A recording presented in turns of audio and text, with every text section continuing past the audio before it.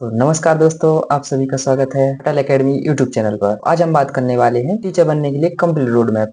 हम पहले तो ये वीडियो बना रहे हैं जिसमें क्लास 1 से लेकर 12th तक का पूरा रोड मैप है, और हम इसके बाद कुछ पार्ट में डिवाइड करके, जैसे कि 1 to 5 के स्टूडेंट के लिए, फिर 6 to 10 के लिए, और 11 to कॉलेज लेवल तक के लिए भी हम आगे 3 वीडियो लाने वाले हैं। चलिए बात करते हैं। आज इस पीपीटी से शुरुआत करते हैं। बात करने वाले हैं जो भी पीपीटी पर है, ठीक है। तो पहली पीपीटी आपको दिख ही रहेगी कि स्टेप बाय स्टेप हम आपको गाइड करेंगे, ठीक है। हम इसमें बात करने वाले हैं क्लास 1 से 12 तक के पूरा करियर रोड मैप टीचर बनने का। और टीचर बनने के लिए सिर्फ एलिजिबिलिटी क्राइटेरिया रहता है, जो आपकी स्किल और आपकी पढ़ाई पर डिपेंड होता है, ठीक है। चलिए आगे बढ़ते हैं। हम इस पीपीटी में बात करने वाले step by step career guidance की, टीचर बनने तक का सफर है। आज की वीडियो में हम बात करेंगे कि कौन कौन से एग्जाम देने पड़ते हैं टीचर बनने के लिए, कौन कौन सी डिग्रियां चाहिए होती हैं, और कौन कौन सी डिप्लोमा करने होते हैं, सब कुछ बात करने वाले हैं। स्किल पर भी बात करेंगे कि क्या स्किल रिक्वायरमेंट रहती है, ठीक है। टेट सी टेट सब पर बात करने वाले हैं। स्लाइड पर चलते हैं। पर आपको में यही बेसिक है, बस ये तीनों चीज है जो कि पटेल एकेडमी आपको प्रोवाइड करता है। एक तो शिक्षा, दूसरा सोच, और एक सफलता। सफलता है जो सबसे मोस्ट इंपोर्टेंट है पटेल एकेडमी के प्लेटफॉर्म पर, ठीक है। चलते हैं नेक्स्ट पीपीटी पर। तो हम बात करते हैं। पीपीटी का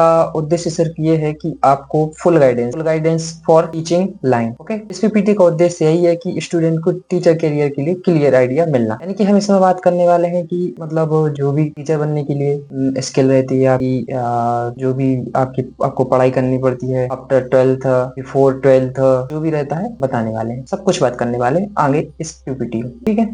थोड़ा लिखा हुआ है यहाँ पर कंफ्यूजन दूर हो, तो इसमें बात करने वाले हैं कौन सा कोर्स चुने, कौन सा एग्जाम होता है, कौन सा एग्जाम के लिए, कौन से एग्जाम के लिए तैयारी करें, ये सब बात करने वाले हैं। चलिए नेक्स्ट पीपीटी पर चलते हैं। बात करते हैं टीचिंग लेवल। टीचिंग लेवल समझना बहुत ही जरूरी है, क्योंकि टीचर बनने के लिए पहले तो आप पहली सीढ़ी पर चढ़ेंगे, फिर दूसरी, फिर तीसरी, फिर चौथी। आप ऐसा नहीं कर सकते यहाँ पर कि आप डायरेक्ट चौथी सीढ़ी पर चढ़ जाए, नहीं, ऐसा आप नहीं कर सकते यहाँ पर। यदि आप ऐसा करोगे, आप कहीं ना कहीं आगे चलकर आपको समस्या आने वाली है। चलिए समझते हैं टीचिंग लेवल का। टीचिंग अलग अलग लेवल पर होती है, और ये लेवल का रोल, और हर लेवल का रोल होता है वो सब अलग अलग होता है। जैसे कि हम बात करते हैं प्राइमरी लेवल। और प्राइमरी लेवल ना होता है, स्टूडेंट होते हैं क्लास 1 से लेकर क्लास 5 तक के स्टूडेंट होता है जो प्राइमरी लेवल का कहलाते हैं। प्राइमरी लेवल पे क्या होता है कि जो प्राइमरी लेवल के टीचर होते हैं उनको स्पेशली गाइड किया जाता है बच्चों के फंडामेंटल एक्टिविटी एंड फाउंडेशन तैयार करने के लिए इस टीचर्स को गाइड किया जाता है। तो ये हमारा हो गया प्राइमरी, जो कि हमारा पहले 1 से लेकर 5 तक स्टूडेंट्स का था। चलते हैं सेकंड वाले पर। सेकंड पे चलते हैं अपर प्राइमरी। सेकंड है अपना अपर प्राइमरी। अपर प्राइमरी होता है 6 से 8 तक। यहाँ पर भी, इस लेवल पर भी टीचर्स को ऐसा गाइड किया जाता है, ऐसा डेवलप किया जाता है कि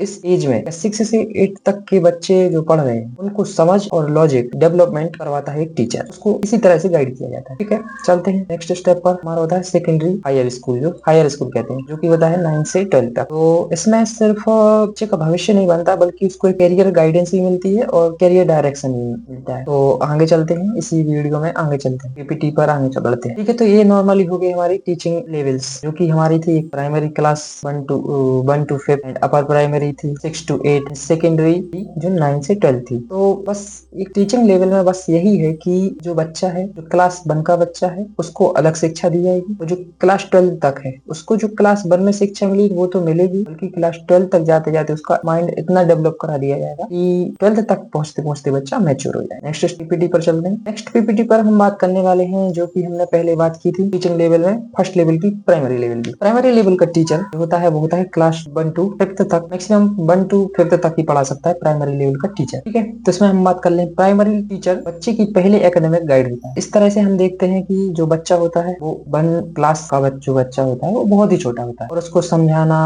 बहुत ही कठिन हो जाता है समय पर, क्योंकि जो बच्चे होते हैं वो उस समय पर नहीं समझते हैं, ना बात मानते हैं, ना समझते हैं। तो प्राइमरी टीचर में जो टीचर होते हैं उनको इसी तरह से गाइड किया जाता है कि आपको छोटे बच्चों को संभालना है। प्राइमरी टीचर बनने के लिए क्वालिफिकेशन क्या होती है हम बात करते हैं। रिक्वायर्ड क्वालिफिकेशन क्या क्या है? एक तो आपको 12th पास होना चाहिए, ठीक है। नेक्स्ट हम चलते हैं, तो डीएलएड होना चाहिए, ये आपका डिप्लोमा होता है। डीएलएड का फुल फॉर्म है डिप्लोमा इन एलिमेंट्री एजुकेशन, और कुछ राज्यों में से बीटीसी के नाम से भी जाना जाता है, ठीक है। और फिर इसके बाद यदि आपकी डीएलएड है, यदि आपका डिप्लोमा है, डीएलएड का डिप्लोमा है, तो और यदि आपकी क्वालिफिकेशन 12th है, तो उसके बाद आपको एक सीटेट का एग्जाम निकालना पड़ता है। सीटेट या टेट का एग्जाम निकालना पड़ता है। सीटेट होता है सेंट्रल टीचिंग एलिजिबिलिटी टेस्ट, और टेट होता है टीचर एलिजिबिलिटी टेस्ट। सीटेट होता है सेंट्रल का एलिजिबिलिटी टेस्ट, एंड टेट होता है राज्य का एलिजिबिलिटी टेस्ट। तो ये ये सिर्फ एक क्वालिफिकेशन के लिए है। यदि आप इसको क्लियर कर लेंगे तो आपके पास एक सर्टिफिकेट हो जाएगा कि आप टीचर बनने के लिए तैयार हैं। तो आगे लिखा हुआ है कि ये तो हमारे हो गई रिक्वायरमेंट आपको हमने बता ही दी। 12th पास, DLED का डिप्लोमा होना चाहिए, CTET या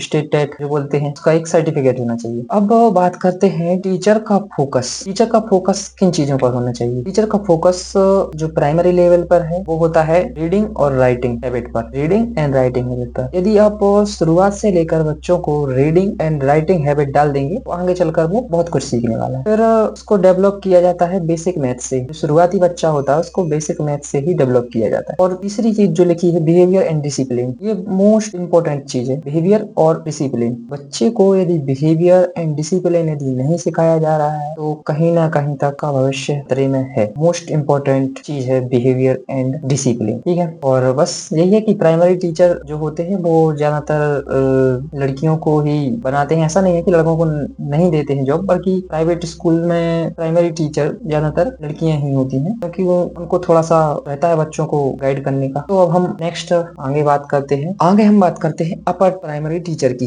जो कि तुम्हारा होता है, जो कि होता है क्लास 6 से 8 तक के टीचर होते हैं। तो देखते हैं अपर प्राइमरी टीचर क्या होते हैं, क्या रिक्वायरमेंट रहती है, टीचर का फोकस क्या रहता है स्टेज पर, ठीक है। तो इस स्टेज पर बच्चा सोचना शुरू करता है। हाँ, अपर प्राइमरी लेवल के जो बच्चे होते हैं उनकी सोच और माइंड दोनों ही एक साथ डेवलप होती है। तो इस स्टेज में टीचर को इस तरह से गाइड किया जाता है, इस तरह से टीचर को ट्रेन किया जाता है। आप बच्चे के मन में इस तरह के थॉट्स डालें कि वो ज्यादा से ज्यादा सोचना चालू करे और उसका माइंड उसी तरह से ज्यादा डेवलप हो। ठीक, तो अपर प्राइमरी टीचर बनने के लिए रिक्वायरमेंट कौन कौन सी होती है देखते हैं। एक तो है आपकी अपर प्राइमरी टीचर यानी कि 6 से 8। 6 से 8 टीचर को हम TGT भी बोलते हैं, कहीं कहीं TGT भी बोलते हैं, training graduate teacher, training graduate teacher. अब इस ट्रेनिंग ग्रेजुएट टीचर से आप समझ रहे हैं ग्रेजुएट यानी कि ग्रेजुएशन चाहिए होती है इसमें, ठीक है। तो रिक्वायरमेंट क्वालिफिकेशन में आपको graduation plus BEd plus CTET या स्टेट टेट। हाँ, अब हम यहाँ देखने वाले हैं कि जो अपना प्राइमरी लेवल का था और अपर प्राइमरी लेवल का, प्राइमरी लेवल में DLED एंड डिप्लोमा लग रहा था और अपर प्राइमरी लेवल में BEd लग रहा है। बात करने वाले हैं BEd की। BEd आपकी एक डिग्री है जो कि आपकी BSc के साथ में ही अलग से होती है ग्रेजुएशन के बाद, ठीक है। तो इसमें रिक्वायरमेंट है आप ग्रेजुएशन प्लस BEd और CTET स्टेट टेट, ये तो आपको क्वालिफिकेशन। यदि आपके पास CTET या टेट नहीं है आप टीचिंग के लिए एलिजिबल ही नहीं है। बात करते हैं टीचर का फोकस अपर प्राइमरी लेवल पर कैसा होता है, क्या सब्जेक्ट की क्लियरिटी, सबसे मोस्ट इम्पोर्टेंट सब्जेक्ट की क्लियरिटी। इस समय या इस लेवल पर टीचर का एक ही वर्क रोल होता है, सब्जेक्ट की क्लियरिटी। बच्चा 6 से 8 तक की क्लासों में कई तरह के सब्जेक्ट्स पढ़ता है, हिंदी, इंग्लिश, मैथ, साइंस और भी जो भी सब्जेक्ट पढ़ता हो, संस्कृत हो गई, जो भी सब्जेक्ट पढ़ता हो, तो उसमें सब्जेक्ट की क्लियरिटी होना बहुत जरूरी है, क्योंकि बच्चा यहीं से सब्जेक्ट को पकड़ता है और आगे चलकर वही सब्जेक्ट सीखता है। अब आ गया डाउट क्लियर कराना। हाँ, यदि डाउट क्लियर नहीं होगा बच्चे का तो वो डाउट में रहेगा और डाउट उसको कहीं ना कहीं डिस्टर्ब करेगा। तो डाउट क्लियर करना, लॉजिकल थिंकिंग डेवलप करना। बच्चा अपने आप से यदि सोच रहा है, उसकी लॉजिकल थिंकिंग डेवलप हो चुकी है अपने आप। टीचर से सवाल यदि पूछ रहा है तो बच्चे की लॉजिकल थिंकिंग डेवलप हो चुकी है। इसी तरह से अपर प्राइमरी लेवल के जो टीचर्स रहते हैं उनको गाइड किया जाता है बच्चों के प्रति, ठीक है। चलिए नेक्स्ट PPT पर चलते हैं। नेक्स्ट स्टेप है हमारा सेकेंडरी टीचर। सेकेंडरी टीचर या हायर एजुकेशन टीचर भी इसको कह देते हैं कभी कभी, या PGT टीचर भी कहते हैं इसको, पोस्ट ग्रेजुएट टीचर। ये अपना 9 to 12 होता है, या इसे 11 to 12 भी कह सकते हैं या 9 to 12 भी कह सकते हैं अपने अकॉर्डिंग, ठीक है। हाँ, इसमें टीचर का एक अहम रोल होता है, जो कि होता है जो सेकेंडरी टीचर होता है वो बच्चों का करियर शेपिंग यानी कि करियर बनाने के लिए रोल प्ले करता है। तो इसके लिए जो सेकेंडरी टीचर होता है उनको वो बनने के लिए रिक्वायरमेंट क्वालिफिकेशन क्या क्या होती है। पहले तो आपकी ग्रेजुएशन चाहिए, और हाँ, इसमें आपको ग्रेजुएशन तो चाहिए ही चाहिए, लेकिन साथ साथ पोस्ट ग्रेजुएशन भी चाहिए होती है, जैसे कि MSc MBA कुछ भी। BEd भी जरूरी है, टेट हो या CTET और टेट दोनों चाहिए होता है। हम देखने वाले हैं टीचर का फोकस क्या रहता है इसलिए इस एज पर, या इस सेकेंडरी टीचर होते हैं जो वो क्या फोकस करते हैं। मेन रोल होता है ये है, बच्चों की बोर्ड एग्जाम होता है 12th क्लास का, तो इसमें बोर्ड एग्जाम की प्रिपरेशन कराता है टीचर। उसी के लिए सेकेंडरी टीचर उसी तरह से ट्रेन होकर आता है। कॉन्सेप्ट क्लियरिटी बहुत जरूरी है, करियर गाइडेंस भी बहुत जरूरी है, क्योंकि इसी के बाद बच्चा अपना करियर डिसाइड करता है 12th की आफ्टर। चलते हैं नेक्स्ट PPT में। अब मेन बात है कि टीचर की एलिजिबिलिटी एग्जाम समझना। टीचर की एलिजिबिलिटी क्या है और कौन कौन से एग्जाम देने पड़ते हैं, क्या रिक्वायरमेंट रहती है, सब पर बात करने वाले हैं हम इसी वीडियो में। तो बात करते हैं, टीचर बनने के लिए एलिजिबिलिटी एग्जाम देना बहुत जरूरी होता है, जैसे कि सीटेट और स्टेट टेट। सीटेट होता है सेंट्रल स्कूल के लिए और स्टेट टेट होता है स्टेट गवर्नमेंट स्कूल्स के लिए। एंड अदर एग्जाम जो कि केंद्रीय विद्यालय हो गए, प्राइवेट स्कूल्स हो गए, उसके लिए अलग से फॉर्म निकलता है, वो देने पड़ते हैं, भरने पड़ते हैं। इंपॉर्टेंट क्या है, टेट क्लियर करना एलिजिबिलिटी देता है, जॉब गारंटी नहीं देता है। हाँ, यदि आपने टेट यदि क्लियर किया हुआ है, सीटेट क्लियर किया हुआ है, तो ऐसा नहीं है कि उसके बाद आपकी तुरंत जॉब लग जाएगी या आप टीचर बन गए। नहीं, ये सिर्फ एलिजिबिलिटी है, ये एक सिर्फ सर्टिफिकेट है जो कि आपको मिलता है और आप अप्लाई कर सकते हैं टीचिंग के लिए। उसके बाद भी एक एग्जाम देना पड़ता है। ठीक, ये बात होगी। फिर हमारा आगे सिलेक्शन प्रोसेस समझने वाले step by step. Selection process में क्या है, सिलेक्शन कैसे होता है एक टीचर का। Teacher selection normally in step में होता है। कौन कौन से स्टेप है, एक तो written exam, subject plus pedagogy. Written exam होता है टीचर बनने के लिए, और सब्जेक्ट जैसे कि आप 1 to 5 यदि बच्चों को पढ़ाना चाहते हैं तो आपको हिंदी, इंग्लिश, मैथ, साइंस, ये सब सब्जेक्ट पढ़ाने होंगे। यदि आप 6 to 8 पढ़ाते हैं तो आपको नॉर्मली एक ही सब्जेक्ट चुनना होगा या 2 सब्जेक्ट, जैसे कि मैथ एंड साइंस। आप इन दो में स्पेशल होकर पढ़ा सकते हैं। एंड आप 10 to 12 के लिए यदि पढ़ाते हैं तो उसमें भी यही रोल रहता है कि आप किसी भी 2 सब्जेक्ट पर ऑनर्स करके और आप बच्चों को पढ़ा सकते। अब इसके बाद यदि आपने रिटन एग्जाम दे दिया, सब्जेक्ट प्लस पेडागोजी के लिए रिटन एग्जाम दिया, फिर उसके बाद आपकी एक बनती है मेरिट लिस्ट। मेरिट लिस्ट में यदि आपका नाम होगा तो आपका सिलेक्शन होगा, यदि नहीं होगा तो नहीं होगा सिलेक्शन। इसके बाद इंटरव्यू। हाँ, मेन बात ये है, बच्चे कहीं ना बच्चे पूछते हैं कि इंटरव्यू जरूरी है या नहीं। तो मैं बताना चाहूंगा कि इंटरव्यू जरूरी है, लेकिन कहाँ पर जरूरी है। स्टेट टेट के लिए इंटरव्यू जरूरी नहीं है, क्योंकि वहाँ इंटरव्यू लिया ही नहीं जाता। हाँ, यदि आप केंद्रीय विश्वविद्यालय में जाते हैं, केवी स्कूल में जाते हैं, नवोदय विद्यालय में पढ़ाने के लिए जाते हैं, टीचर के लिए, टीचिंग के लिए, तो वहां पर आपके लिए मोस्ट इम्पोर्टेंट रहता है इंटरव्यू, क्योंकि वहां पर आपसे इंटरव्यू लेते हैं। फिर उसके बाद आपका इंटरव्यू भी निकल गया तो आपका फिर आ गया डॉक्यूमेंट वेरिफिकेशन। तो डॉक्यूमेंट वेरिफिकेशन वगैरह भी हो जाता है आपका। इस प्रोसेस में पेशेंस और कंसिस्टेंसी बहुत जरूरी है। यदि आप टीचर बनना चाहते हैं तो आपके पास पेशेंस बहुत जरूरी है और कंसिस्टेंसी भी बहुत जरूरी है, क्योंकि यदि आप एक टीचर हैं या टीचर बनना चाहते हैं, यदि आप कंसिस्टेंट नहीं रहेंगे तो आप तरीके से टीचिंग नहीं कर पाएंगे। हाँ, नेक्स्ट बात करते हैं स्किल, जो कॉलेज बिल्कुल भी नहीं सिखाता है। डिग्री के साथ स्किल होना बहुत जरूरी है। हाँ, ये सच है कि डिग्री के साथ स्किल होना बहुत जरूरी है। स्किल एक अच्छे टीचर्स के पास बहुत जरूरी है, जैसे कि क्लियर कम्युनिकेशन। क्लियर कम्युनिकेशन मतलब कि आप किसी बच्चे को पढ़ा रहे हैं, यदि आपने उससे सवाल किया और यदि उसको उत्तर नहीं आ रहा है तो आप उसे डांट नहीं सकते, बल्कि आप उसे अच्छे से कम्युनिकेशन स्किल्स के जरिए आप उसे समझा सकते हैं और फिर उसके बाद आप उससे पूछ सकते हैं। नेक्स्ट पॉइंट है पेशेंस एंड पॉजिटिविटी। हाँ, ये भी बहुत जरूरी है। पेशेंस, कभी कभी क्या होता है कि बच्चे शरारत भी करते